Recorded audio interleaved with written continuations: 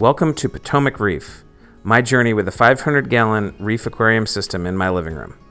This video will give a 1-year update on the tank, as well as a deep dive into nutrient management. Over the last month, I've really started to see more dramatic growth of the coral. It's gotten to the point where I've started to remove some of the duplicates that I've had and move them down into the frag system in the basement. I find that screen tops really get in my way of keeping the tank clean.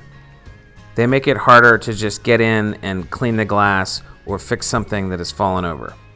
As a result, I have a whole system of barricades and barriers to try to keep the fish in the tank and not in the stand or on the floor. Despite my best efforts, last month my red bar anthias and blue-spotted jawfish both vanished. Some detective work with my iPhone revealed the blue-spotted jawfish hiding in the overflow. Much to my surprise, the missing anthias was in there also. The jawfish happily hopped into my net and was back in the tank within seconds. The anthias, however, proved much more difficult. After thinking about it for a few seconds, I was able to flush him out of the overflow, down into the basement, and into the waiting net held by my 15-year-old. Moments later, he too was back in the tank.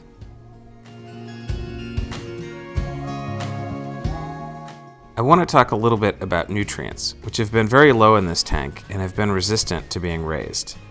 I'd like to keep phosphate between 0.03 and 0.05 and nitrates between 3 and 5. I'm used to working to keep nutrient levels down, not having to try to raise them back up. However, this system is different than my past systems, and I thought I'd spend a little bit of time talking about what's changed.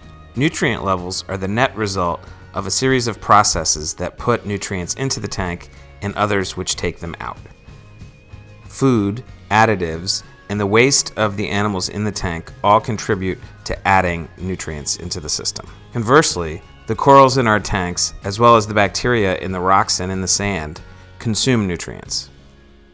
Likewise, the ever more efficient protein skimmers, the workhorse of the reef tank, and the very popular refugiums help to remove nutrients from the system.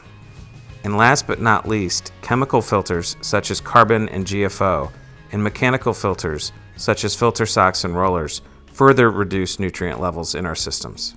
Big differences in this system include the roller mat, which is extremely efficient, the large refugium, and a number of marine pure blocks that I added when I set the system up. I'm not running any GFO, and I'm using the refugium on a reverse photoperiod to help keep my pH a little higher. I'm still searching for the right levels of feeding, refugium photoperiod, and skimmer power levels to get me to a nice stable nutrient level that will support the corals at maximum coloration. That's it for now. Thanks for watching. Please hit like and don't forget to subscribe to Potomac Reef.